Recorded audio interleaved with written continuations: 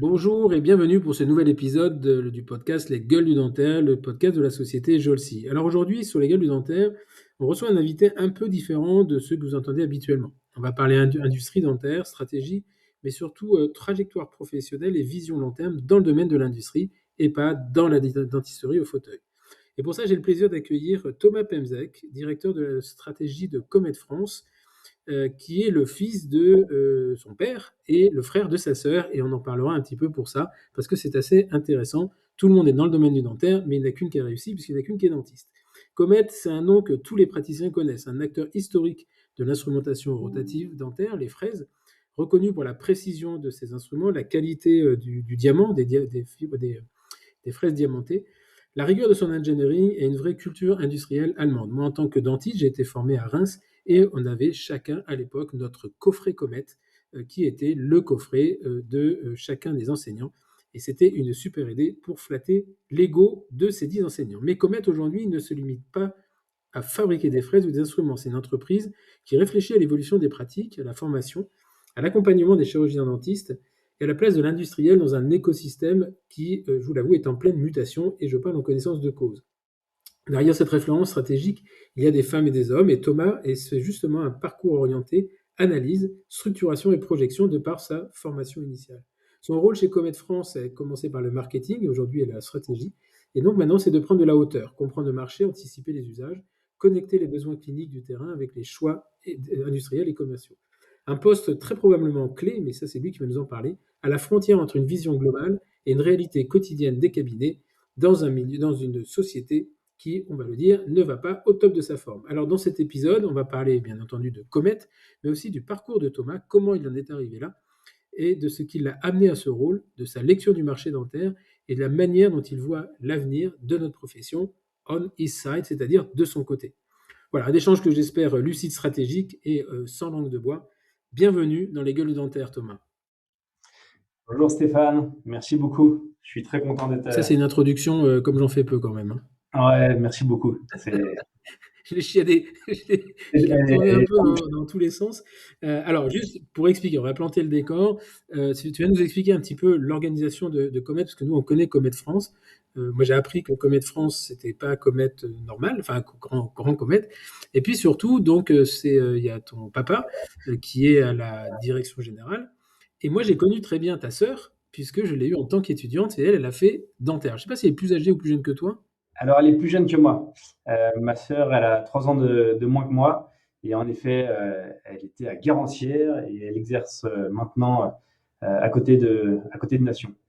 Et ce que tu as D'accord. oublié de dire, Stéphane, c'est aussi petit-fils d'Édouard Pemzek, qui est en fait le cofondateur de Comet France. Donc, c'est le père de mon père, D'accord. qui en fait a créé la filiale en 1977 avec un copain à lui qui s'appelait Erfried Eder. Voilà, donc Alors, Comet, c'est un groupe allemand, tu as l'usine en Allemagne. et c'est ça. En fait, qu'est-ce qui est Comet France par rapport à Comet? Est-ce que c'est un revendeur ou c'est une filiale?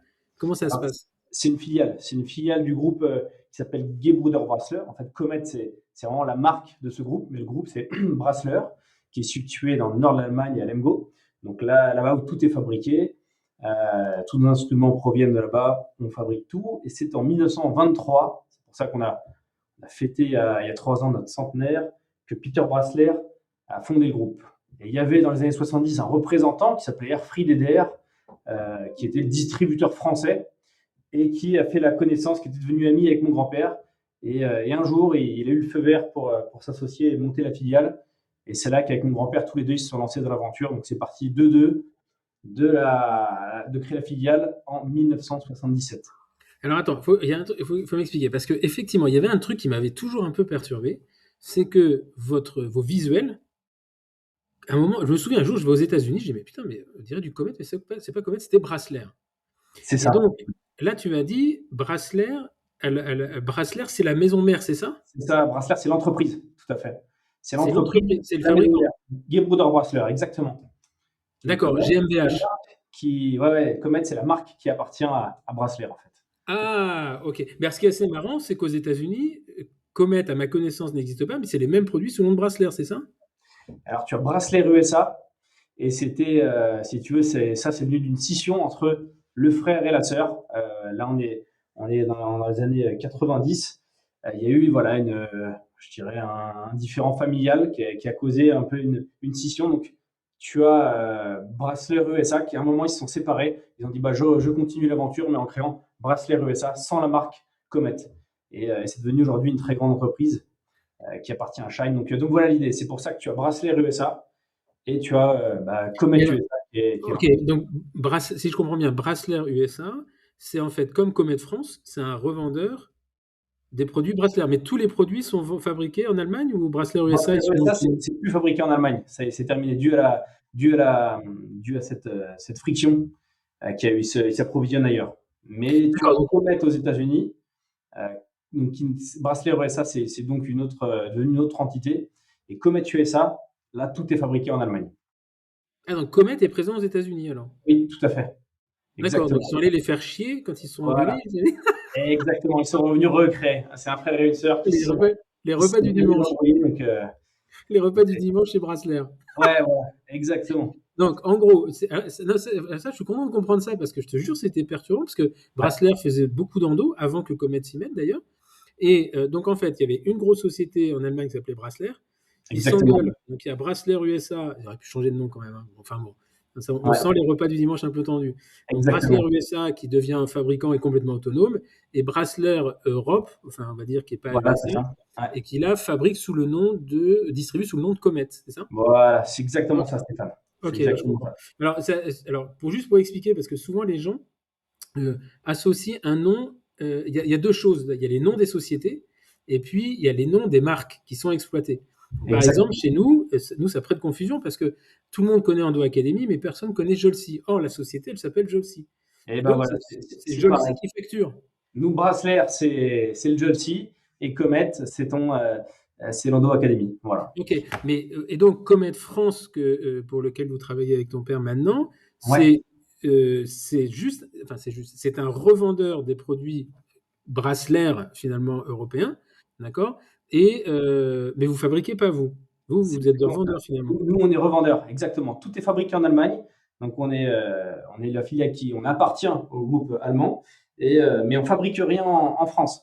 En France, si tu veux, on revend directement. Tout ce qui est fabriqué en Allemagne et Ah, en vente directe va directement être livré chez le client final. Ça va jamais transiter par notre siège. ok. Mais alors attends, quand tu dis on appartient à Comet, donc en fait c'est une structure. Vous êtes pas actionnaire de votre société. On est actionnaire à 25% de nos sociétés et 75% c'est détenu par le groupe. Voilà. Ok, d'accord. Et alors, quand tu dis ça transite même pas par vous, vous n'avez pas de stock, vous? On n'a aucun stock. Si tu veux, à Paris, on va avoir un stock, vraiment un petit département logistique, mais pour tout ce qui va être l'organisation des TP, mais jamais on va avoir de marchandises qui va transiter par notre siège. Ok, Ça, c'est expédié. Donc là, on a vraiment notre partenaire FedEx, qui va vraiment aller chercher l'ensemble des colis donc à la maison mère en Allemagne et livrer directement chez le client final en moins de ok, 72 heures. Et, ok. euh, et ça transite pas par nous. Nous, on voit Alors, jamais la marchandise transiter. Ouais. ça explique aussi pourquoi je me souviens, parce que j'avais commandé moi des trucs sur votre e-commerce. Vous avez une plateforme e-commerce, et qu'en fait, je me souviens que les livraisons étaient 4 jours. Je me disais, bah, c'est vachement long en fait, parce que bon, Ouais, effectivement, ça vient d'Allemagne. Putain, ça par vient contre, d'Allemagne. vous devez prendre des frais de port hein, parce que FedEx, c'est pas les moins chers. Ouais, heureusement, on a un accord avec le Comidon. Mais oui, il y a 200 colis jour qui partent d'Allemagne, donc c'est pour ça qu'il y a quand même un petit peu de délai. On n'est pas dans les 24 heures. Ah Comme oui, tu ok. pourrais le faire si on Non, je avait un comprends. Ok, mais stock. c'est intéressant. Ah, moi, je pensais que vraiment vous aviez vous étiez enfin, un vrai revendeur, c'est-à-dire que vous achetiez, vous revendiez en fait. Non, non, non, non, non. Ok. Et Non. c'est smart ça comme business. Hum. Pas de stock, C'est, pas voilà, bon, d'immobilisation de stock. ça fonctionne bien. C'est mon père qui a fait le choix mon père a intégré, donc après mon grand-père, la société en 89. C'est en 1995 qu'il a décidé d'arrêter de travailler avec les dépôts et d'aller directement vendre en direct aux clients finaux. C'est un des premiers virages qu'il a, qu'il a mis en place dans l'entreprise. Parce que alors ça c'est intéressant parce que moi j'ai terminé mes études en 94 Ok. et j'ai été formé à Reims, donc de 90 à 94, qu'à l'époque c'était 4 ans après le truc. Et quand on arrivait à la fac, on achetait notre matériel. On achetait les contents, etc. Et je me souviens, on allait chez le revendeur et on achetait le coffret. On achetait nos fraises, en fait. Donc, et on ne les achetait pas chez Comet, on les achetait chez le revendeur. C'est ça, C'est ça en exactement. 95. Et pourquoi il arrête à ce moment-là, de ce format-là? Il prend vraiment cette décision pour être au plus près des clients finaux et vraiment mettre en place une force de vente. Voilà, il souhaitait vraiment ne plus dépendre des dépôts. Ça a été très compliqué hein, comme décision. Il s'est vraiment mis tout le monde à dos. Et petit à petit, voilà, la force de vente s'est mise en place. Et puis on est venu aussi, cette force de vente, elle a été formée pour venir techniquement donner toutes les informations qui étaient autour de nos instruments, autour de nos fraises, que les dépôts n'avaient pas forcément, ils n'étaient pas forcément parfois capables de rentrer dans des questions aussi techniques que peuvent faire notre force de vente, qui est vraiment qui a un programme de formation assez consistant et qui est prêt à répondre à toutes les questions autour d'un instrument et venir conseiller les praticiens en fonction de voilà, quel instrument pour quel acte, etc. Alors, c'est intéressant parce que tu avais aussi le modèle hybride, qui était celui de Dentsply avant, où ils avaient une force de vente finalement qui était très restreinte, mais par contre d'une compétence qui faisait blêmir tout le monde, hein, parce que moi je me souviens quand on faisait des formations avec Gwenaël, Nicolas Mostovi, Alain Vinet, c'est des gens que tu n'as pas connus, mais les mecs, tu leur posais la question du diamètre au 4e millimètre du TIPS, ils étaient capables de te répondre et c'était des très bons conseillers. Et eux ne vendaient pas. Donc en fait, c'est assez confortable pour eux parce que globalement, ils disaient, mais moi, j'ai rien à vous vendre. Donc, tu vois, en termes de force de vente, c'est quand même fort parce que tu dis, bah, je suis en train de vous arnaquer, moi, vous achetez ou pas, même si au fond, ça ne marchait pas comme ça. Mais, et par contre, et ensuite, ils renvoyaient vers les revendeurs. Donc en fait, ils faisaient le job de la force de vente sans vendre en direct. Enfin, je parle de MyFair à l'époque, hein, puisque Ouais. Dentsply, le reste de Dentsply, voilà. Alors après, ils sont revenus là-dessus, mais je crois qu'ils en ont. Enfin, quand tu vois comment ça fonctionnait, je trouve que c'est vraiment dommage qu'ils soient revenus là-dessus parce que les mecs avaient une compétence. Alors, ils l'ont toujours, sauf qu'ils sont sont très très peu maintenant. Et puis les autres, eh ben, ils sont dilués dans les caméras, C'est etc. ça. Et donc, et vous avez une force de vente de combien là chez Comet, de personnes? Alors là, on a quasiment 60 personnes chez Comet avec différentes divisions. Une division, comment dire, grand compte, c'est une division qui s'occupe de hôpitaux, cliniques, universités et qui ont aussi une gamme à vendre qui sont principalement des lames de chirurgie orthopédique qu'on fabrique aussi en Allemagne. Donc on a 7 divisions, qu'on appelle la division grand compte chez Comet. On va avoir une division endo. Et là, on va être plus, voilà, on va pas être sur des commerciaux qui prennent forcément directement des commandes, mais plus des démonstrateurs qui souvent sont accompagnés justement de la troisième grosse force de vente qui est la plus conséquente, qui sont des délégués technico-commerciaux qui eux vendent directement les instruments. Donc, Ok. on compte une soixantaine de personnes.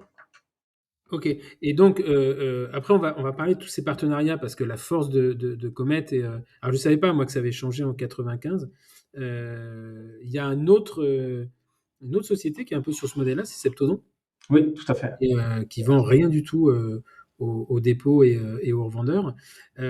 Par contre, eux, tout est fabriqué. Alors, ils ne sont pas que fabricants d'ailleurs, ils ont des produits qui sous-traitent, enfin, qu'ils achètent et qui revendent, mais effectivement, ils ne vendent pas.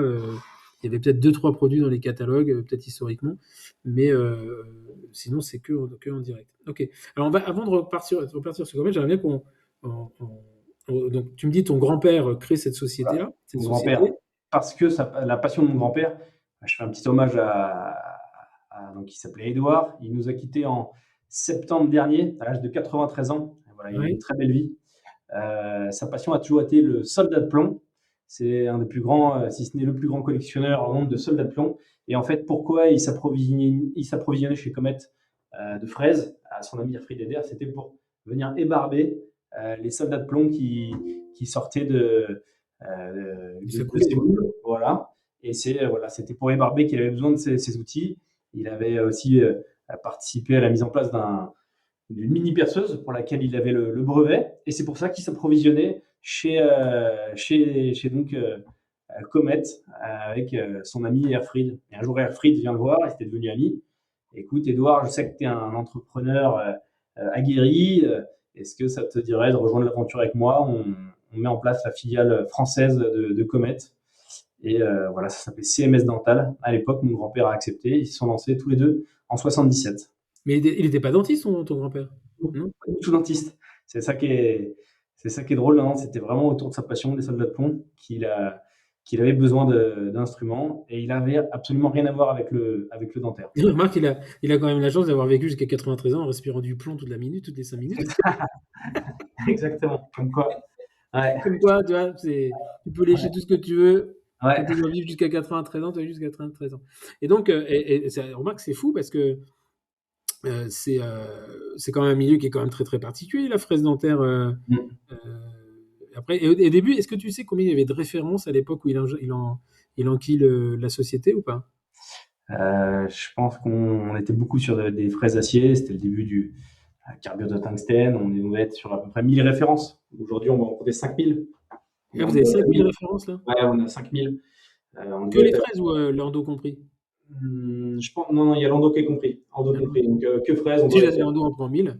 Ah, ouais, exactement, ouais, on doit être autour de 4000, 4500 la référence. Ok. Mais voilà. Mm.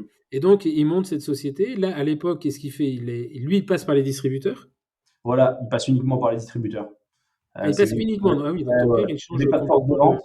Et c'est mon père qui. Ouais, voilà, mon père arrive en 89. Voilà, ils sont peut-être. Ils vont être 6-7 personnes chez Comet. Ok.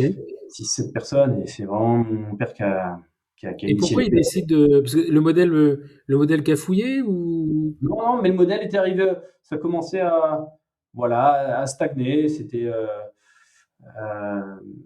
Il y avait pas de, voilà, c'était assez flat, assez plat, assez flat, et voilà, il a souhaité prendre le risque d'envoyer des spécialistes, vraiment, des spécialistes de la fraise directement chez les clients finaux, venir aux clients directement Et c'était quoi? C'était son premier job ou il avait une expérience avant dans un autre domaine? c'était son premier job. C'était son Ah premier ouais, job. donc il a même pas d'expérience en dehors de Non, ça non.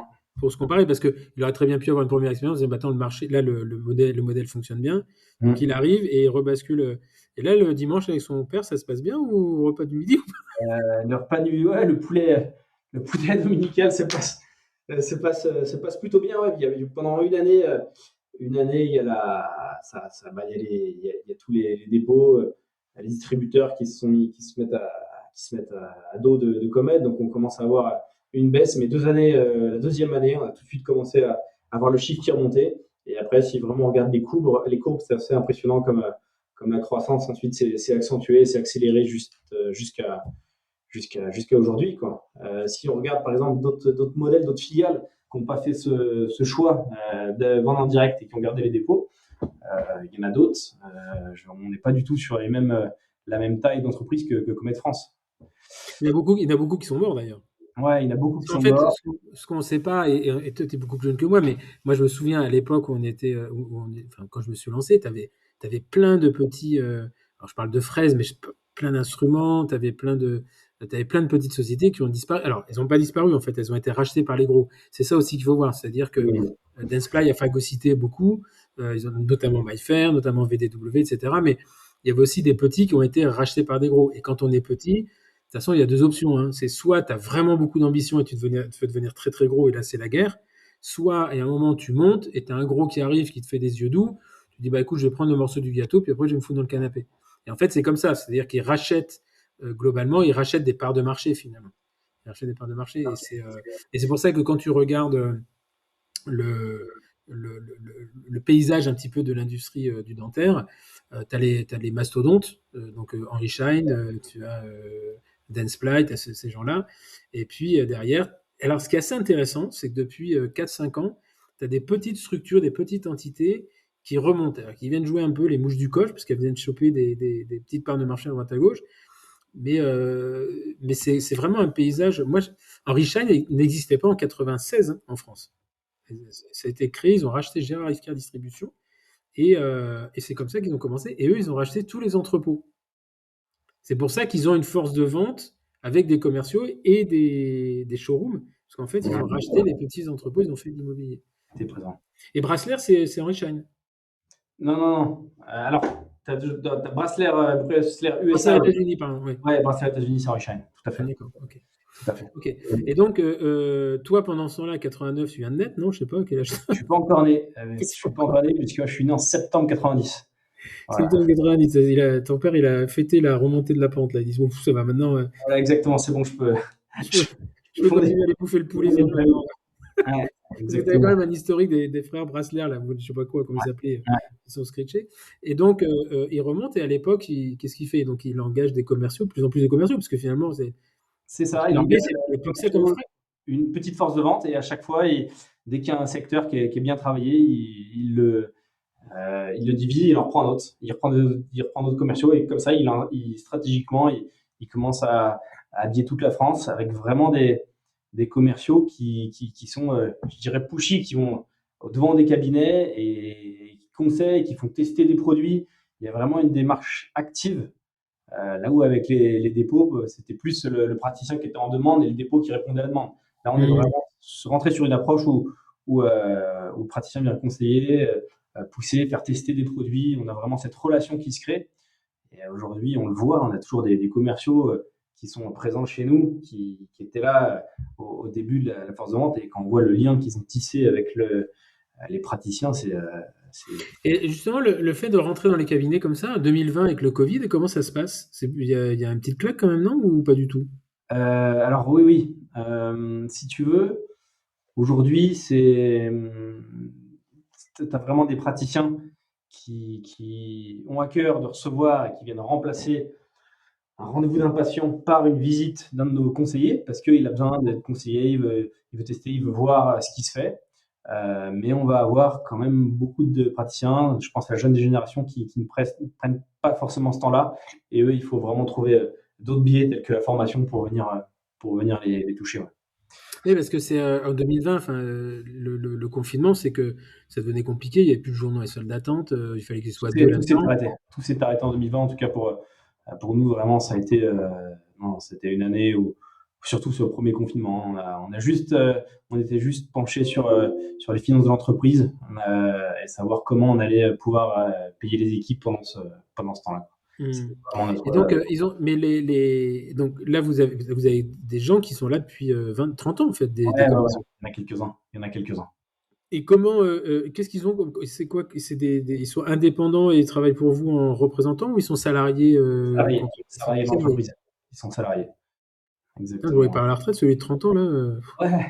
Eh ben, il y a beaucoup de départs à retraite à venir, en tout cas dans les Peut-être prochaines avoir un années. plan de financement, là. Il y a une Ouais, ligne dans le ouais, budget. exactement. C'est Dans clair. le bilan, il y a beaucoup d'argent. On dit oui, mais c'est pas à nous celui-là, c'est C'est clair. pour l'État. Ouais, c'est exactement ça. Ok. Et donc toi, parallèlement à ça, donc toi tu es né en 90, c'est ça, hein, septembre Novembre 90. 90, Ok. exactement. Et, donc tu entends parler de fraises et de dents toute la journée, je pense. Et écoute, ça va, mon père, il a quand même un équilibre vie pro, vie perso, mais je vois que voilà, j'ai beaucoup de goodies avec le logo Comet. Euh, voilà, on en parle souvent. Je fais mon stage de troisième chez Comet. Ensuite, je fais une école de commerce où vraiment je me spécialise en marketing digital et Mhm. en e-commerce. C'est vraiment, je me suis mis sur cet axe mais sans avoir pour ambition d'intégrer l'entreprise ou quoi que ce soit. Mais c'est à la fin de mes études où je fabrique des sites marchands. En fait, j'ai fait une agence avec un copain. On crée des sites marchands pour les entreprises.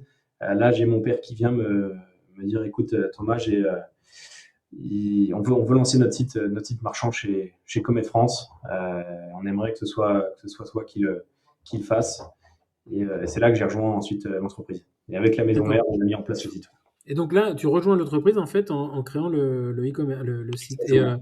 Et tu le codes, enfin tu le prends quoi? C'est quoi? C'est une base quoi? C'est pas un Shopify votre truc, hein? Non, non, au début, je fais un PrestaShop quand j'ai Non. un site franco-français. Ouais, ouais, c'était Ça c'est bien PrestaShop. ça. Tu peux plus quitter la boîte après. T'as un Ouais, Presta, tu peux pas quitter la boîte. c'est ça, c'est ça, c'est ça. Et puis après, on change de CMS puisqu'on fait un site global en fait. On fait vraiment un site sur le même. On reprend le même CMS que l'Allemagne, que les États-Unis, que d'autres Ok. pays. Donc, voilà. Mais derrière, c'est quoi la partie? C'est un WooCommerce ou vous êtes complètement codé de A à Z?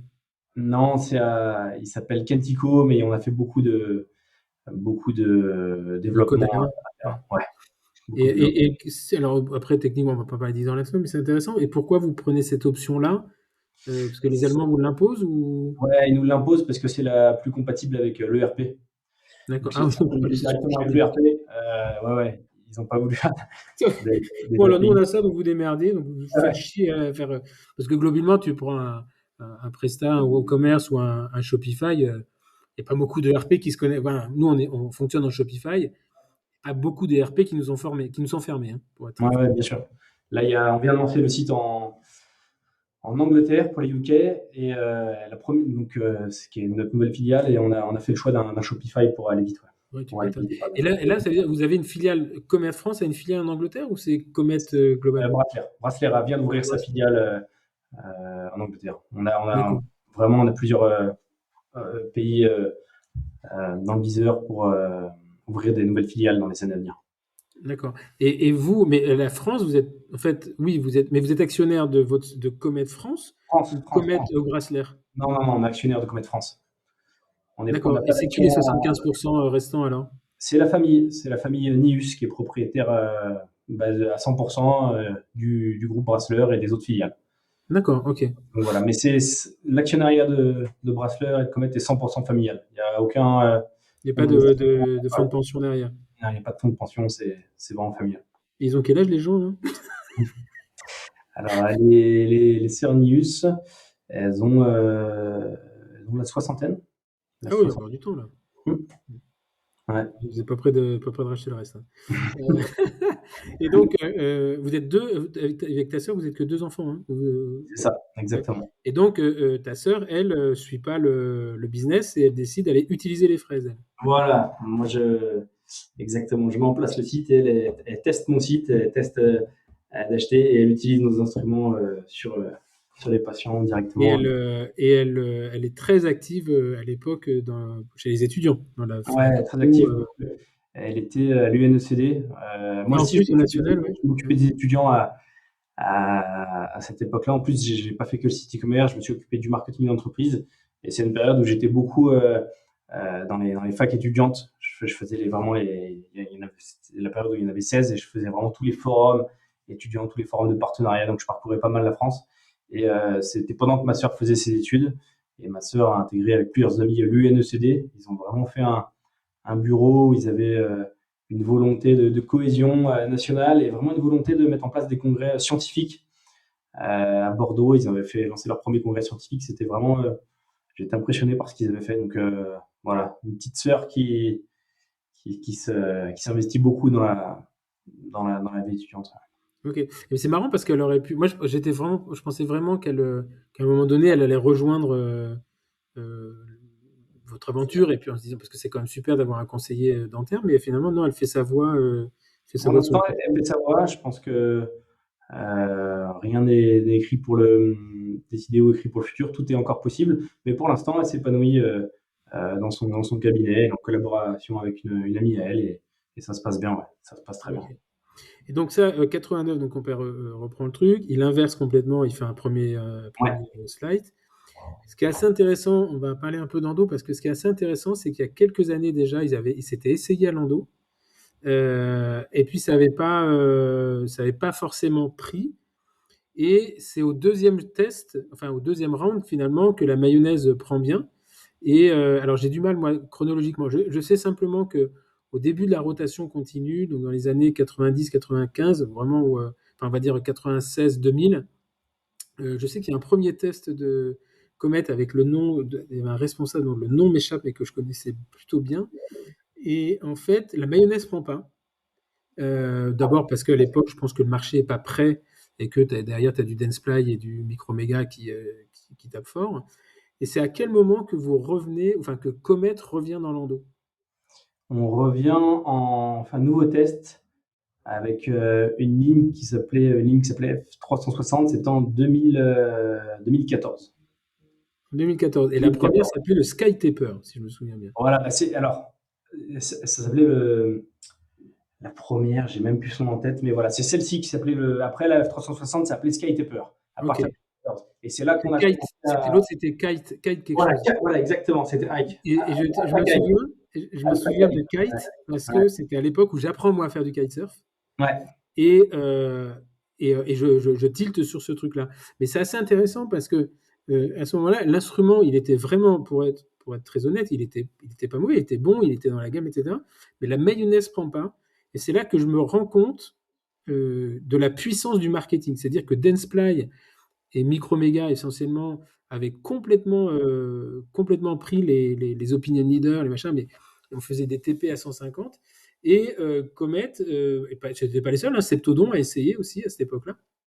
D'ailleurs, là, il vient de re-rentrer dans la danse en prenant une nouvelle gamme. Mais c'est assez intéressant de voir que finalement, tu as beau venir avec un super produit, Mm. euh, et là, je prends conscience, moi, à cette époque-là, de la force du marketing. Ouais, c'est clair. Mm. Et en fait, les gens associaient Comet à l'époque à la qualité du diamant, etc. Ils disent, ben non, vous avez... Et comme Septodon à l'époque, il n'y avait pas le bureau, il n'y avait rien du tout. Mais qu'est-ce que vous venez nous faire chier avec des instruments? C'est pas votre truc. Hein. Et il faudra... Et donc, c'est 2014 où vous revenez avec le Voilà. F360, c'est ça? Qui devient ensuite le Sky Taper. Et c'est là qu'on a vraiment un décollage de l'endo euh, chez Comet. Et décollage qui se fait aussi avec des dépenses marketing importantes. Hein. Tu l'as bien Ça, souligné. je viens de croire. Tu l'as bien souligné. Moi, je suis votre carte, tu sais. Si je dis un, deux, ouh là là, ça fait cher ça. Ouh là, ça allait loin parce qu'il y a la bagnole. Ouais, ouais, ouais. Et, C'est vraiment par nos formations qu'on arrive à transformer, à s'implanter en endo, et puis avec, voilà, avec ce moteur que tu as connu, l'endopilote, qui est vraiment très apprécié. Donc, on c'est vend un les très bons, bon moteur. C'est un très ouais, bon moteur, mais pilotes avec les consommables. Là, vraiment on tient quelque chose. Et voilà, on regarde où vont nos concurrents comme Dentsply et Microméga. On voit qu'ils ciblent des grosses villes sur des grosses journées. Nous, on se dit, allez, la campagne. on met en place la stratégie d'aller dans les campagnes. On se prend on fait pas des journées complètes. On se fait quelques heures après la journée de travail du praticien, pour pas qu'il ait à fermer le cabinet. Et on vient faire des 2-3 heures de démonstration de TP endo dans On les avait fait petites combien villes. l'année dernière? J'avais calculé, je crois qu'il n'y avait pas loin de 80. Quasiment 80. Il y avait 72 organisés par nous Hein. et plus quelques partenariats. Donc oui, on arrive à 80. Ouais. On arrive à Ouais, je 80. me souviens et là, je me suis dit, waouh, 80, ça fait plus de presque deux par semaine. Hein. Ouais, ouais, On tire les vacances. Ouais. on a investi dans notre endocar pour tous les TP et on sillonne la France avec et on essaie d'en faire voilà, 2 par semaine dans des petites villes qui sont pas trop éloignées l'une de l'autre. C'est souvent le mercredi et le jeudi. Et ce qui est assez intéressant, c'est qu'en fait, c'est un modèle qui est ce qu'il est et qui fonctionne, a Ouais, priori. ouais, Euh, Après, le ROI là-dessus, il est difficile à calculer parce que tu peux transformer, mais le plus dur, c'est pas forcément de transformer. C'est de garder sur le long cours. Et c'est ça exactement. qui est compliqué. Transformer quelqu'un, si tu es hyper. En fait, il va dépendre essentiellement du type qui te fait le cours. Voilà. Si le mec il te dit, bah, moi je dis que ça, il faut dire que ça, tu ne veux pas t'emmerder. Voilà. Et après, loin des yeux, loin du cœur, et puis tu en as un autre qui va arriver. Donc c'est ça qui est difficile. Mais effectivement, moi, je suis tout à fait d'accord avec toi, il faut aller chercher à l'endroit où les gens n'ont pas de formation. Et, Exactement. et c'est compliqué hein, techniquement parce que ça coûte quand même très très cher de louer des salles, faire venir un conférencier, le loger, le Ouais. sortir de son cabinet. Et, Alors, on a commencé par faire je sais pas si tu te souviens, on en fait de moins en moins, on en toujours un petit peu des concessions automobiles. Pourquoi on fait ça au début? Parce que justement, ils nous prêtent les locaux et c'est eux qui fournissent le buffet et le petit cocktail après le TP. Eux, leur idée, c'était qu'après le TP, ils faisaient une petite présentation où ils présentaient leur dernier véhicule, ils proposaient des petits test drive de quelques kilomètres autour de la concession. Et eux, c'est comme ça qu'ils s'y sont retrouvés. Ils se sont dit, ouais, ça m'intéresse d'avoir des clients potentiels dentistes, les faire non, venir il y dans a du lead en fait, ouais, c'est pas con. la concession est tout le temps vide. Ils ont tous des gros budgets pour organiser des cocktails, des choses comme ça qui ne dépensent pas forcément. Donc, c'est comme ça qu'on s'est lié. Donc, ils prêtent les locaux, le cocktail, c'est eux qui fournissent, et nous, on doit déplacer le matériel et rémunérer notre KOL. Voilà le business model, comment on l'a construit. Et on Et compte puis bon. dedans, il y a Marina qui conduit la voiture, non? Ouais, c'est Marina. C'est Marina qui conduit la voiture. C'est notre pilote. Non, Non, vous avez un chauffeur. Lionel. Ouais, ouais, c'est Lionel, notre chauffeur. Et le mec, il passe sa vie, il fait ça, c'est son métier. Tout à fait. Exactement. Avant, chez Putain, il se Comet, balade dans toute la était France en chauffeur kangou, tu sais. il conduisait des bus avant de venir chez Comet. Et il avait vraiment fait le tour. Et il en avait, voilà, Ah il bah, en il tourne avait en rond en bus, oui. Ouais, exactement. Là, ça lui a ouvert de nouveaux, euh, de nouveaux horizons. Donc, c'est ça, c'est Lionel qui s'occupe de ça, qui Donc s'occupe lui, il a une voiture, il met tout dans la voiture, et puis aussi. il se dit, bah, aujourd'hui, c'est Limoges, quoi. Elle est logotée, hein, avec les dates. Il y a le logo Comet qu'on peut voir sur la voiture. Et puis, voilà, il vient, c'est lui qui installe le matériel et qui emballe à la fin du TP. On investit dans une personne parce qu'avant, c'était nos commerciaux qui installaient et qui déballaient. Donc, c'est-à-dire que pendant le cocktail, on avait tous les praticiens qui étaient entre eux, mais notre commercial, plutôt que passer du temps avec eux et reparler de la gamme et créer du lien, et bien, il était en train de replier les nappes et ranger les moteurs. Et c'était pas du tout, c'était pas efficient pour Hum, transformer hum, derrière. hum. Donc voilà Et parce pourquoi qu'en fait, on. ce qu'il faut dire, c'est que les gens se rendent pas compte quand ils voient une formation comme ça.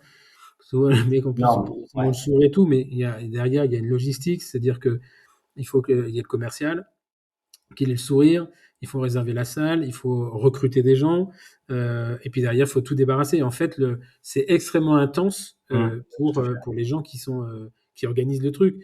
Les gens se Mm. laissent porter, ils se rendent pas compte, mais effectivement, le commercial, lui, le lendemain, il est sur la route à 9h et il va pas déménager, ranger sa nappe à 22h30, quoi. Non, non, Mais, exactement, exactement. ok. Et donc, ça, c'est. Et donc,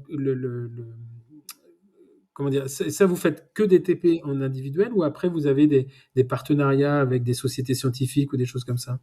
Après, on a des partenariats. À côté, on a monté des partenariats où là, on est sur des formations certifiantes. Et là, on est partenaire, on fournit du matériel et on se C'est quoi? positionne. C'est les zones FOC, les universités, Exactement. Donc, dans toutes les facs, on propose d'organiser le TP. On a les zones FOC, on a des organismes privés aussi. Ok. Donc, voilà. Ok. Et donc, comment ça se passe? C'est intéressant parce que moi j'ai été confronté au problème pour autre chose, mais comment vous recrutez? Bon, d'après ce que j'ai compris, c'est que les mecs quand ils sont là pour 30 ans, mais il y a un moment, il faut peut-être recruter des gens. C'est quoi le profil et comment vous les onboardez en fait? Parce que c'est vachement particulier, vous, hein, vous êtes dans la Ouais, fraise ouais, d'excellence quand même. ouais, ouais, clairement. C'est pour ça qu'on a Je parle pas de l'endo, hein, je parle de la fraise qui est derrière toi, là, qui a une forme ouais, de ouais, forme. le Q-Shaper qui est juste derrière pour les. Et comment vous les onboardez? Il y a quelqu'un, vous avez des Il y a une personne dentistes qui dédiée. les forment ou, C'est Céline chez nous qui est dédiée au onboarding. Donc après, on va avoir plusieurs intervenants. Par exemple, Marina, tu l'as cité tout à l'heure, qui va, qui va intervenir en endo. Mais on a 6 semaines d'onboarding qui n'est pas forcément collé d'affilée, mais c'est 6 semaines d'onboarding chez nous où on va avoir différents modules qui vont être animés. Et après, on laisse le nouvel entrant passer quelques jours sur le terrain. Et puis, on va le faire revenir au siège pour avoir une reprise de formation, collecter son rapport d'étonnement, répondre aux questions. On a beaucoup de simulations de sketch de vente Hmm. pour vraiment les préparer, le traitement des objections. Voilà. Et donc il y a une formation technique et une formation vraiment de vente avec voilà, comment répondre à chaque objection, comment rebondir. On a vraiment Mais vous onboardez un par un ou vous faites des groupes? Non, non, non, c'est des groupes. C'est des groupes. C'est des groupes. Ouais, ouais, c'est des groupes. On a différentes sessions. On a 4 sessions par an et c'est sur ces sessions. Et vous avez un maintien de la connaissance de tous les gens, c'est-à-dire tous vos commerciaux repassent, pas à la moulinette, mais ils repassent. Euh, Exactement. Depuis qu'on a mis aussi des modules d'e-learning pour avoir de la formation continue pour l'ensemble des commerciaux, faire des tests, voir si les connaissances sont bien. et vous avez un organisme de formation en interne ou c'est vraiment. Non, non, non, non, non. C'est une personne interne qui nous pilote ça. On n'a pas d'organisme de formation interne. Ok, donc c'est le RH qui s'occupe. Exactement. Ok, Exactement.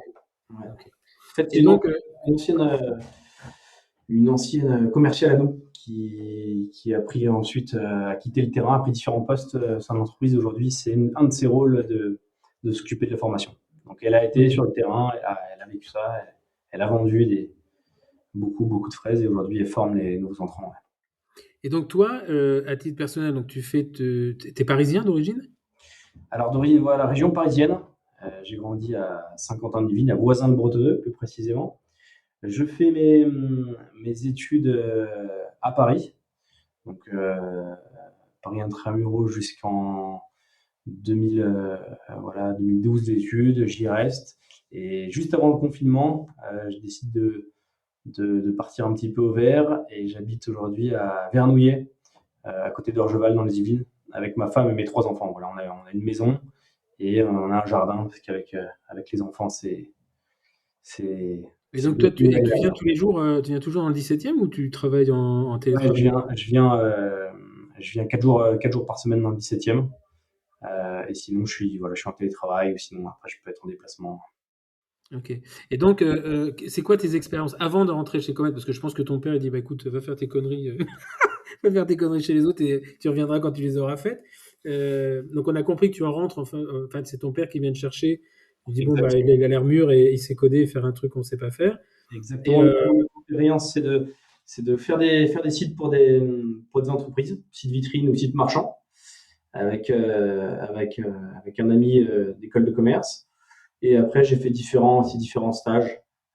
Chez Groupon.fr, par exemple, ça m'a apporté ah ouais, beaucoup. ah ouais, ça existe plus ce truc-là, Ça si. n'existe plus. Mais c'était vraiment la période où, quand je suis rentré au début de mon stage, on était quatre stagiaires. Et puis, 6 mois après, on était 26 stagiaires sur le plateau. C'était vraiment la période où ça s'ouvrait dans toutes les villes. Donc ça m'a vraiment beaucoup apporté. C'était Et c'est vraiment marrant parce que le Groupon, c'était un modèle business des États-Unis, mais qui existait depuis. Quand tu allais aux États-Unis, moi j'avais 15 ans, tu avais des Groupons, quoi. Enfin, tu avais des trucs comme ça, ça. quoi. J'avais des Et, deals avec des offres imbattables pendant une durée très, très courte. Et non, ça m'a beaucoup apporté. Et puis après, voilà, non, c'est quand il a vu que j'étais en mesure de faire des sites, d'animer des communautés sur les réseaux sociaux, qui m'a fait signe. Et voilà, j'ai ok. accepté. Et puis, Et donc là, à ce moment-là, donc toi, sur le plan humain, alors ton père est pas là, hein, tu peux le dire, mais il écoutera après, mais c'est vrai. Est-ce qu'à un moment, ça te stresse, tu te dis, ouais, putain, on va tout mélanger. Est-ce que vraiment tu te poses la question ou finalement tu te dis, bah, tu réfléchis pas et puis tu y vas? je réfléchis pas, j'y vais, je me dis on verra. On verra comment ça se passe. Et ça s'est toujours, franchement, Toujours toujours bien très bien passé, passé. ouais. On a toujours réussi à faire la part des choses. On a fait la part des choses où on faisait très attention le dimanche midi de ne pas venir Alors, parler. oui, il y a ça, et puis il y a ça, et puis alors moi j'ai travaillé avec mes parents, j'étais associé avec mes parents, donc je sais où il y a des choses qui sont, mais j'ai toujours été indépendant, j'ai jamais été le Mm. salarié de mon père finalement. Enfin, mais ce qui est assez intéressant, et puis nous c'est une structure familiale, on était trois, il y avait trois assistantes, enfin c'est réglé, mais là il y a quand même un truc, tu deviens le fils du patron. Est-ce que ça te fait peur ou finalement tu dis, pff, on a foutu de ce que. J'apprends un petit peu au début, j'apprends un petit peu, mais très vite, je m'impose, j'ose et je fais en sorte que les gens me connaissent sous le nom de Thomas plutôt que Pemzek. Ok. Voilà, je fais vraiment, je prends des risques, je mets des choses en place, voilà, j'ose des choses même au niveau du groupe, hein, qui sort un petit peu des sentiers battus sur des choses qui étaient un peu trop conventionnelles, tu vois, un petit peu à l'allemande carré. Bah, je prends un risque, Tu peux me donner un exemple justement de ça? C'est intéressant ça.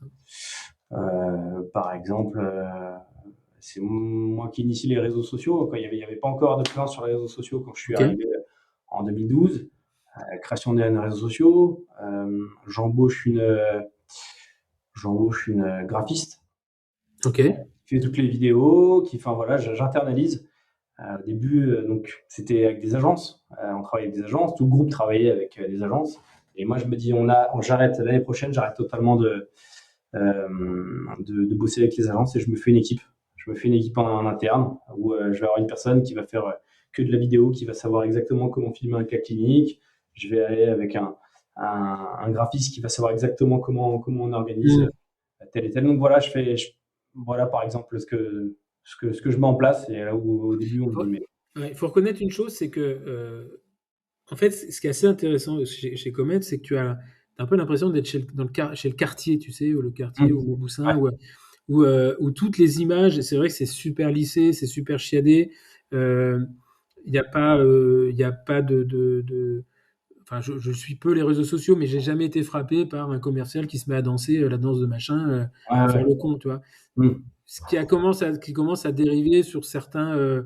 certains de vos concurrents d'ailleurs, et je trouve que c'est un peu limite en fait. Donc en gros, l'image de marque de qualité du produit, il faut reconnaître que elle se retranscrit vraiment dans tout ce qui est visuel, ce qui est graphique. C'est toujours léché, c'est Mm. toujours propre.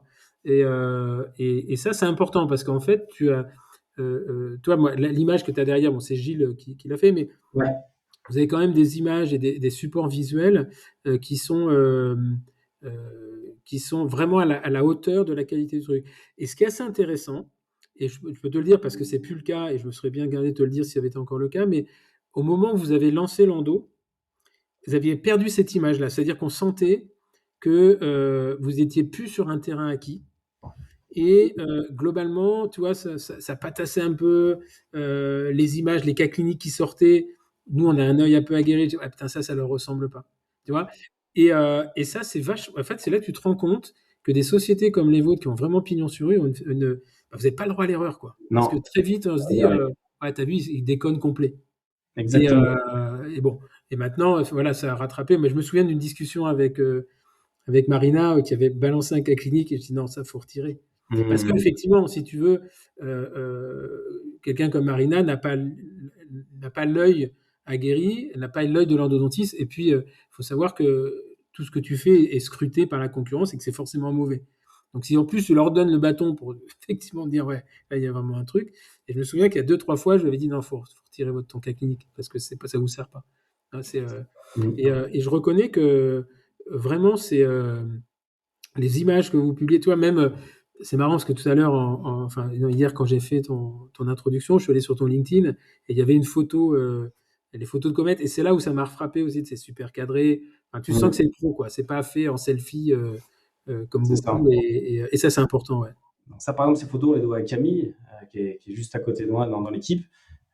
Camille, ça fait plusieurs années qu'elle est là. Et voilà, ça a été aujourd'hui. J'ai des demandes de l'Allemagne, de la maison mère. Est-ce que à l'IDS, sur notre stand, on peut avoir Camille et une vidéaste pour faire notre vidéo de l'IDS? Donc, c'est la petite fille française qui envoie ses équipes à l'IDS pour tourner. Et ça, c'est vraiment. Ça fait plaisir. Ça fait vraiment plaisir Non, de non, mais voir. c'est marquant. Enfin, je te dis, moi, je le vois comme un œil. J'ai plus un œil très aguerri et très crédible, puisque bon, bah, on est concurrent sur certains produits, donc fais attention à tout ce que font, etc. Mais même moi, dans mes équipes, elles publient des fois des choses.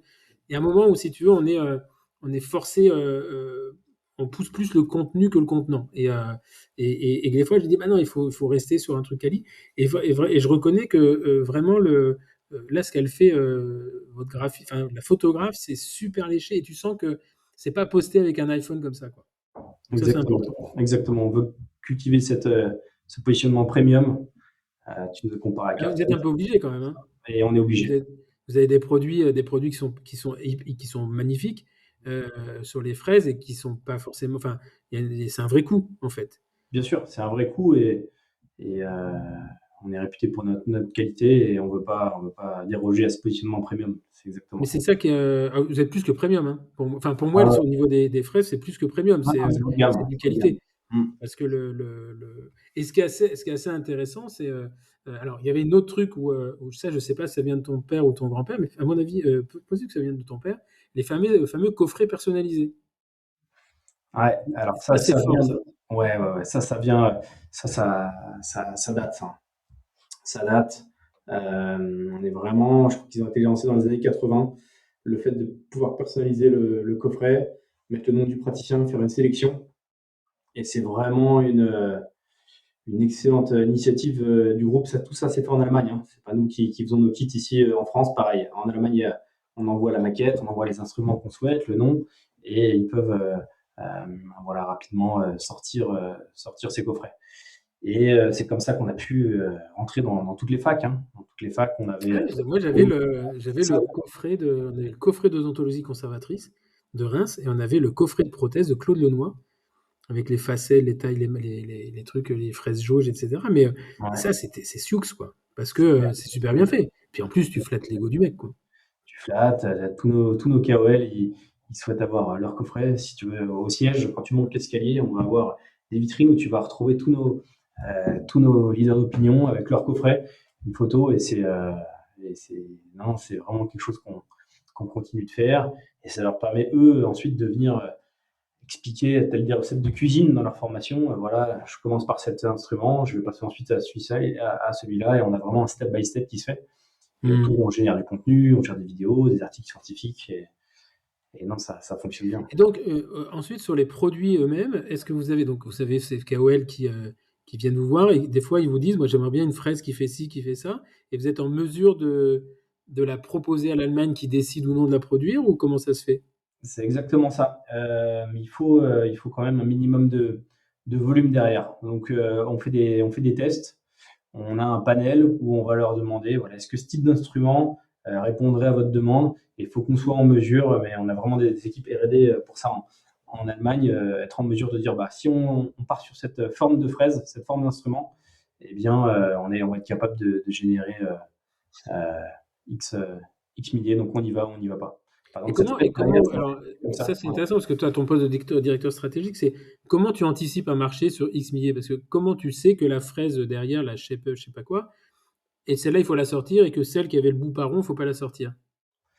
Ça va être la qualité de la préparation finale, hein, qui va donner. Est-ce qu'il y a un vrai avantage clinique? Est-ce que le retour est vraiment positif? On va vraiment avoir. Il nous faut du feedback, hein, du feedback de nos KOL là-dessus, et voir que c'est pas juste créer une fraise pour créer une fraise, qui est un peu différente, mais qui a vraiment une différence notable clinique. Et ensuite, Ok. on prend Et donc, c'est quoi? Vous avez combien vous avez de KOL qui sont, voilà, concrètement, il y a un mec qui vient de voir avec une idée de fraise, on va dire en prothèse. ouais, Combien vous avez de KOL à qui vous allez envoyer le proto avec le questionnaire? Je suppose que vous envoyez un questionnaire. Euh, Combien on vous en a avez dans votre pack de... Ça représente combien de KOL, ça? 50. Il y a Ok. 50 personnes qui vont ensuite étudier et nous dire si il y a un intérêt derrière clinique derrière cet instrument. Et ensuite, on prend la décision. Et voilà, faut imaginer. Et, ok, mais comment toi tu transformes à partir de 50, comment tu es capable, euh, est-ce que tu sens qu'il y a vraiment des instruments où il ne faut pas y aller, ou est-ce que tu sais, tu dis, ouais, putain, là, celui-là, il est vraiment nécessaire? Ouais, je suis capable de voir si c'est uniquement un KOL qui dit bah, je veux donner mon nom à une fraise et qui cherche vraiment une fraise parce que j'aimerais donner mon nom à une fraise. Donc il faut que je trouve quelque chose, ou vraiment un praticien ou un KOL qui a vraiment eu une idée avec une finalité. Ça, je suis capable de le voir, et aussi surtout en usine. À l'usine en R&D, ils sont vraiment capables Ah euh, oui? de le déceler. Ouais, ouais, ouais, tout à fait. Parce Et ils qu'après, l'apprécient comment? Basé sur leur expérience ou basé sur l'expérience et sur des retours clients. Et eux, à l'usine, ceux qui vont fabriquer le proto, ils savent d'où ça vient, de quel KOL ça vient ou... Ouais, ouais, ils savent, ils font venir le KOL. Ensuite, il y a un contrat qui se met en place. Et, et puis après, si les volumes sont significatifs, si l'instrument répond à une demande, ils peuvent dérouler. Et donc là, toi, tu les testes uniquement en France ou c'est testé sur toutes les filiales? D'abord en France, avec une cinquantaine de KOL, et après, ça bascule à la maison mère, et eux, ils peuvent faire tester aux autres filiales. Et, et toi, tu peux demander à ce qu'il y ait une fraise qui soit faite que pour vous ou elle rejoint le groupe? Oui, oui, elle peut. Elle peut être demandée que pour nous, avec c'est eux qui vont me dire le minimum de volume sur lequel je vais devoir m'engager pour pouvoir le produire. Mais ok, si tu les fais pas, les volumes, qu'est-ce qu'ils font? Ils te pendent? Ah, mais c'est vrai, ça m'a toujours fait rire ça. Faut vous engager sur des volumes. Et alors, qu'est-ce qui se passe si je les fais pas? Oui,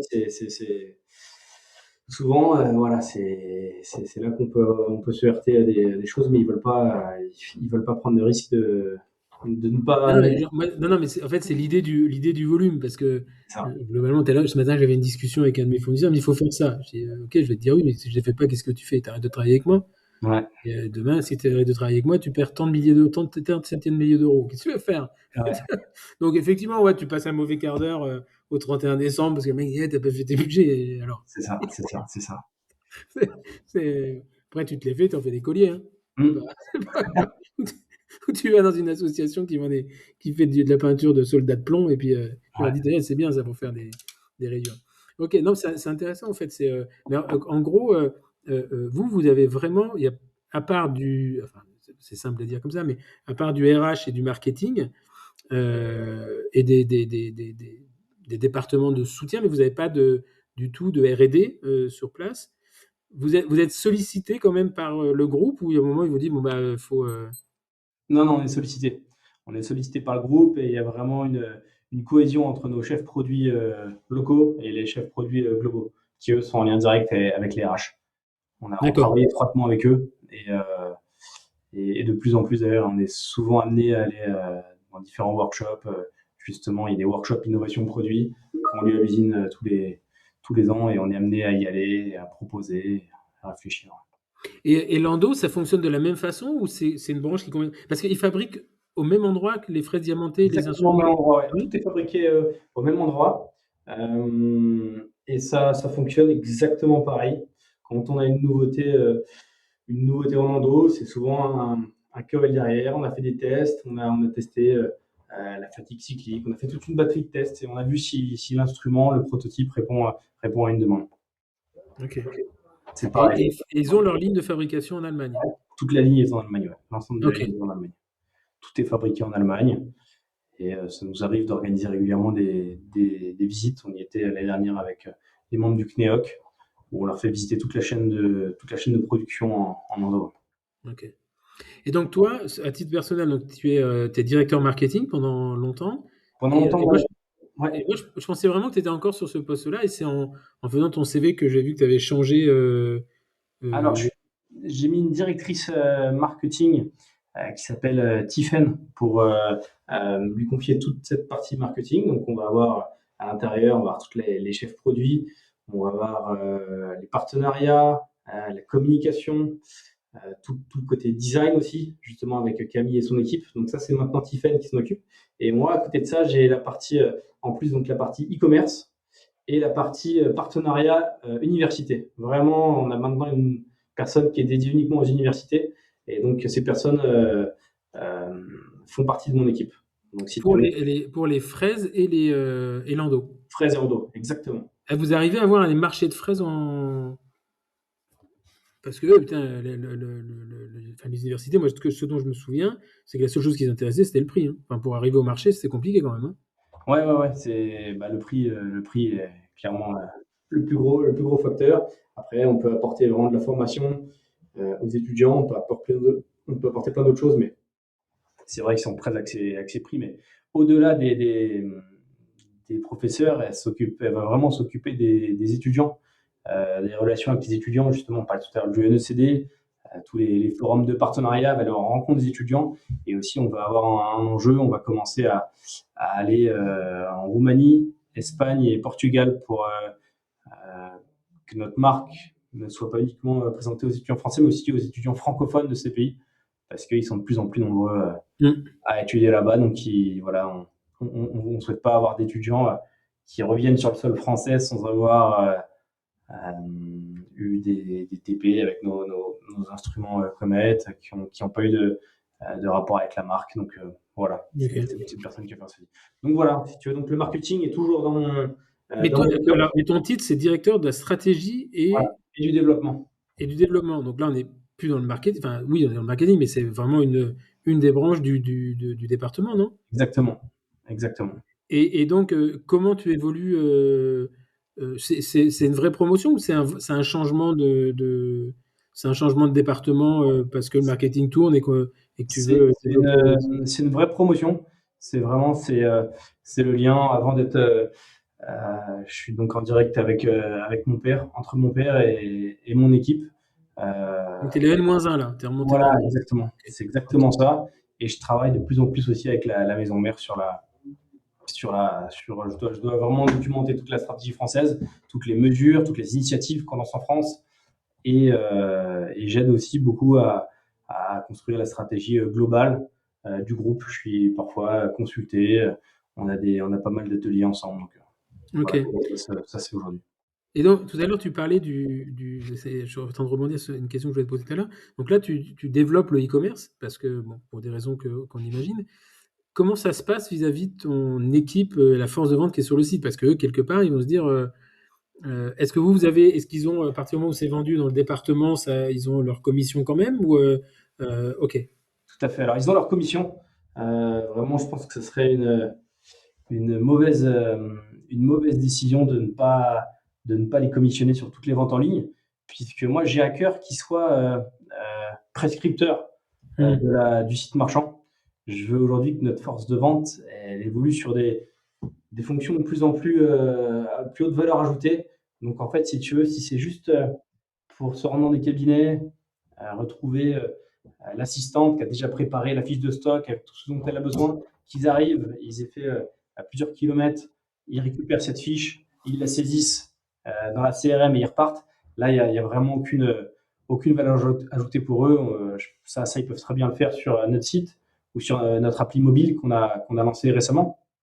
Si c'est juste pour faire du réassort, ça, le praticien peut directement le faire avec nos outils digitaux. En revanche, on pense que nos commerciaux, ils sont plus amenés à venir justement faire des démonstrations de produits, organiser des TP en cabinet. Et vraiment, on veut les élever à ce stade, plus prospecter que justement faire juste des. En fait, c'est assez marrant parce que tu sors du modèle de ton père, quelque part. Si tu regardes C'est un beau virage. stratégiquement, c'est que Ouais, tu reviens sur de la vente par correspondance, mais que tu as internalisé. c'est exactement ça. C'est exactement ça. Donc, tu sais que ton fils va reprendre l'inverse. Il va virer ce que tu as. Il va faire virage inverse. Donc non, vraiment pour tout ce qui est, c'est vraiment moi, c'est vraiment le réassort hein, quand un praticien a juste besoin des instruments qu'il connaît. Si une visite, parfois il y a de plus en plus de visites où nos commerciaux ne rencontrent même plus le praticien, c'est juste avec l'assistante que ça se traite parce qu'elle a besoin de refaire son stock. C'est là qu'on Moi, je peut. me souviens à l'époque où j'utilisais des fraises à congé, des fraises à prothèse, etc. Il y avait effectivement le commercial de Comed, il passait une fois par an, mais sinon on lui envoyait, on l'appelait, on lui envoyait un fax, on commandait comme ça à distance. C'est ça. Mais Ouais. j'ai pas le souvenir moi d'avoir. Si il venait avec son dépliant, là, il montrait les fraises. Mais c'était plus de public relation en fait, c'était pas Ouais, forcément du bien commercial. sûr. Bien sûr. Donc, ils sont toujours, voilà, il y a toujours des praticiens qui souhaitent avoir leur commercial, le recevoir, et c'est très très bien. Mais on en a d'autres qui ne souhaitent plus être visités ou être visités une seule fois par an pour voir des nouveautés. Et là, il faut bien un nouveau canal de vente. Donc, Ok. on a voilà, notre site qui, année après année, on a de plus en plus de parts des ventes qui se font en ligne. Et, C'est pratique en fait. bah, C'est bien sûr. pratique. Nous on est full comme ça et après par contre nous on gère notre stock et c'est ce qui fait on gère notre stock et la logistique et ça Mm. c'est un exercice en fait. C'est ça. Et en fait on se rend pas compte de la difficulté et là où pourquoi c'est difficile parce que c'est le premier contact avec l'humain qui va se passer et c'est là que les emmerdes commencent. Parce qu'avant, tout est automatisé. Donc, en fait, en gros, le site, il tourne, tu vas prendre tes produits, ils sont disponibles, pas disponibles, tu fais ta commande, la carte bleue, poum, et là, ça envoie un ordre à la logistique. Et là, c'est là que ça commence à merder parce que c'est un humain qui va aller chercher le produit dans le truc, il ne fait pas prendre la bonne référence. Après, on n'a pas des produits faciles, il faut quand même reconnaître. Bien sûr. Et puis ensuite, tu as le transport. Donc, effectivement, vous avez fait le choix de DHL qui est probablement le plus cher de 35% des autres. Ouais. Mais inversement, à l'international, tu n'as pas beaucoup de choix. Tu as ça, UPS, euh, FedEx. Ouais, c'est FedEx qu'on a choisi. Hein. C'est FedEx, c'est pas DHL. Ok. Mais en effet, FedEx, parce que c'est TNT. c'est un des gros avantages qu'on a, c'est qu'on la voit pas cette partie-là, nous, depuis Comet France. Ah oui, je veux dire, tu as un gros avantage. L'aspect transactionnel, l'aspect une fois que la commande est partie, nous, bah, bien sûr, et on a quand même tout un département ici qui va s'occuper de l'administration des ventes, des SAV, puis parfois, ouais, bien sûr, des Les SAV sur des fraises. suivi de facturation.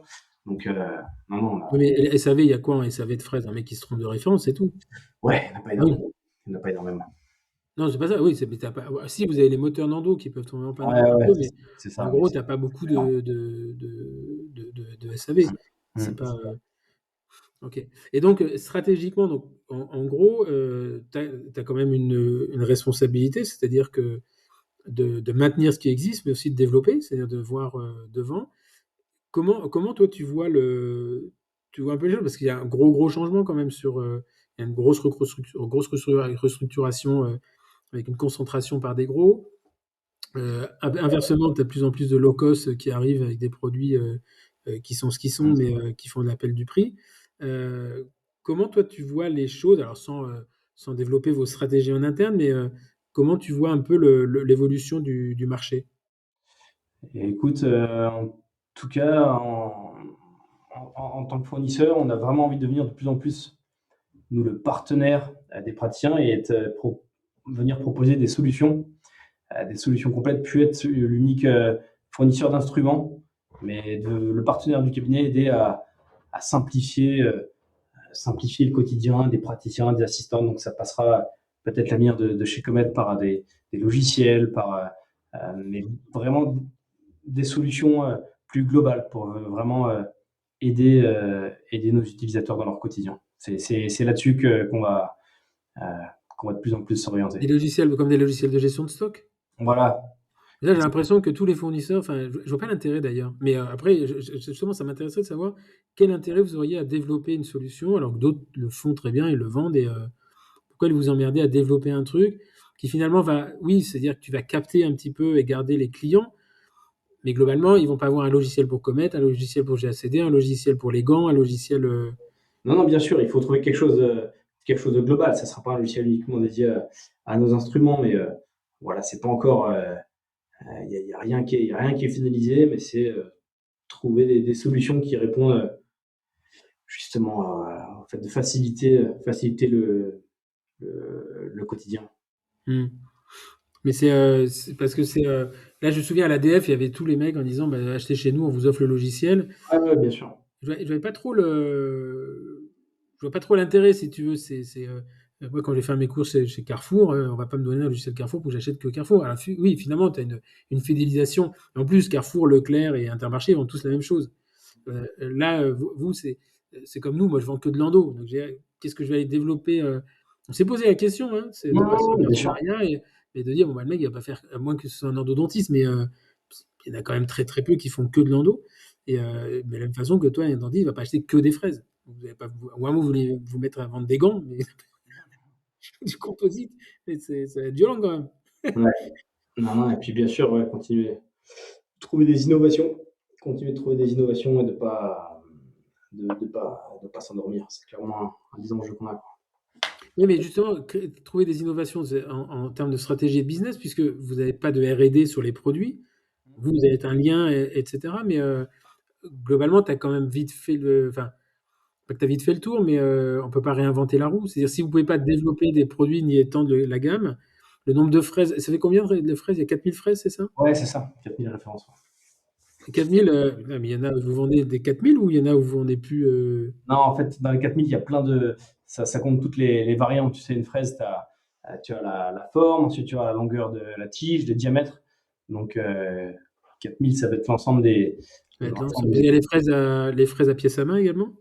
Ouais, tout à fait. Et vous faites que du dentaire en fait, ou vous faites de l'orthopédie aussi? Manucure? Ah non, vous faisiez les Ouais, ouais, podologues? on fait des fraises pour les podologues. On a toute une fraise pour les podologues. Bien évidemment, toute une gamme pour les prothésies dentaires aussi, Ah qui est oui. assez importante. Qui est assez importante. Non, on a toutes les formes de tiges. Et là, globalement, ça représente quoi? Le plus fort, c'est le dentaire ou c'est les Ouais, podologues? 80%. 80% de notre activité, c'est le dentaire. Combien? 80%. Ah oui, 80% le dentaire, 20% c'est podologue et prothésiste. Ouais, parce qu'en Exactement. plus, le truc des prothésistes, c'est que elles s'usent moins et puis ils n'ont pas de problème de nettoyage, ils n'ont pas la stérilisation et tout le bordel. Non, non, Podologue peut-être? faut pas que leurs fraises restent encrassées, mais non, c'est Ouais, sûr que ça dure plus longtemps. Ça dure ok. plus longtemps. Et donc là, si tu vois Comet dans les 5 années, qu'est-ce que tu peux qu'est-ce que tu vois comme développement, ou 5 à 10 ans d'ailleurs? Et écoute, comme je t'ai dit, je vois des logiciels annexes qui sont pas des copies de ce qui se fait aujourd'hui. Hmm. Faut trouver des solutions et se servir, je pense, clairement de l'IA pour inventer des choses qui n'existent pas encore dans les cabinets. Et puis, bien sûr, continuer d'étendre la gamme avec des innovations pertinentes. Et vous arrivez à faire pas des fraises connectées, mais des fraises. Tu vois, parce que le problème d'une fraise, c'est son coût, essentiellement. Ouais, Au bout d'un moment, donc tu vas l'user jusqu'au bout. Sauf qu'on sait qu'une fraise qui a plus de diamant, bah, c'est le contron qui morfle. c'est Est-ce clair. que vous avez déjà eu l'idée d'avoir des, bah, je sais pas, des capteurs, des contre-ongles à capteurs ou un machin, qui est capable d'analyser, comme en endo finalement, Ouais, le pilote, il est capable de calculer la force qu'il y a sur l'instrument et de se dire, bah, d'avoir un truc, de dire, ah, putain, ta fraise jette là parce que tu es en train de faire morfler ton ouais. contre-angle. On a une idée avec un liant qui changeait de couleur Ok. en fonction de la chauffe. Malheureusement, ça avait pas donné. Voilà, on a eu pas mal de problèmes qui nous ont empêché de le sortir, mais oui, on a toujours des tests là-dessus. On a essayé avec la couleur de la bague, on a essayé vraiment avec plein de choses. On n'est pas encore arrivé à un prototype satisfaisant, mais on continue d'essayer, ouais. D'avoir Ok. des indicateurs qui sont en mesure de dire quand la fraise n'est plus bonne. Aujourd'hui, ce qu'on dit aux étudiants, c'est que la pression d'une fraise qui est exercée, c'est 2 newtons. 2 newtons, c'est la pression qu'on exerce quand on écrit avec un stylo. Donc, dès lors qu'il faut se mettre à appuyer pour que l'instrument travaille, exercer une pression supplémentaire, là, c'est qu'il y a la fraise n'est plus optimale. Ok. Et ainsi que une fraise, elle peut faire combien de cils? Elle peut tailler combien de dents, en gros? Une fraise, en moyenne, chez Comet, on peut faire entre 15 et 20 préparations. Ah oui, quand même. Ouais, Ah, c'est chaud ça, hein? ouais. C'est pas le cas de vos fraises transmétal, hein? Faut pas Non, 15 dents. non, non, non, je parle pas, je parle des instruments diamantés. Je parle des instruments diamantés pour des Ok.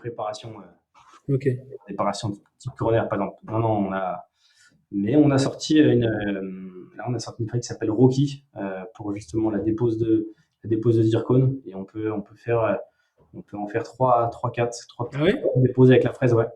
Et on a des bons retours. Ça, c'est une de nos dernières nouveautés. Rocky. Rocky, ouais. Rocky. Il a sa petite sœur Balboa. Ouais, c'est Qui ça. sont le diamètre en dessous. Ouais. C'est ça. Eh ben écoute, super.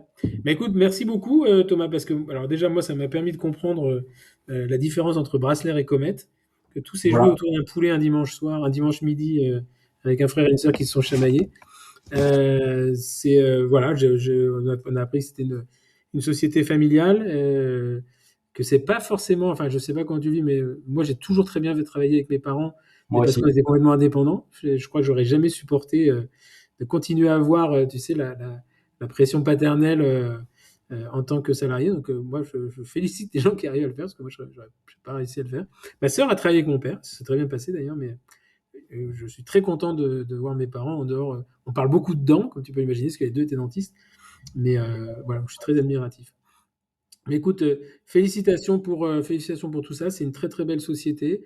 Que du bien pour l'avenir. Et puis on continuera à se regarder, parce que je sais que vous regardez ce que je fais. Et que Marina regarde ce que je fais. Et moi je regarde ce que fait Marina. C'est normal. Je regarde le Tour de France, tu sais, du Berlingot, là. Je dis, ils sont complètement tarés. 80, enfin, j'avais calculé, c'était 77, ou 72, je sais plus combien. Et Ouais. moi, je me suis dit, ouais, faut y aller quand même. Faut avoir, C'est c'est du là que tu travail. prends tu prends la conscience de l'intérêt, de la force de vente, tu vois. En tout cas, merci beaucoup. Merci d'avoir participé à ce podcast. Merci Toutes mes Stéphane. amitiés à ta petite sœur, voilà, qui m'a connu en tant que professeur. Et maintenant, je la vois de temps en temps et elle a l'air radieuse sur son truc. Et puis, on aura l'occasion de se rencontrer un de ces jours. Voilà. Merci beaucoup Merci, Stéphane. C'était un merci plaisir. beaucoup. Merci à vous toutes et tous de nous écouter, d'être fidèles. Voilà, on essaie vous voyez, depuis le centième, on diversifie. De temps en temps, je fais venir un industriel parce que je trouve que c'est intéressant de connaître la société, les sociétés qui nous fabriquent des instruments un petit peu de l'autre côté. Et que on a l'impression qu'ils sont là que pour faire de l'argent. Et en fait, on se rend compte que c'est une société, il faut la faire tourner. Il y a de la compétition, de la concurrence, mais il y a aussi de la stratégie, du développement. Et c'est un vrai boulot, c'est pas genre je me mets et je vends. Voilà, je vous souhaite à toutes et à tous un très bon week-end. Et puis je vous donne rendez-vous dans 15 jours pour un autre invité, une personnalité ou autre chose, on verra. À très bientôt, merci, au revoir.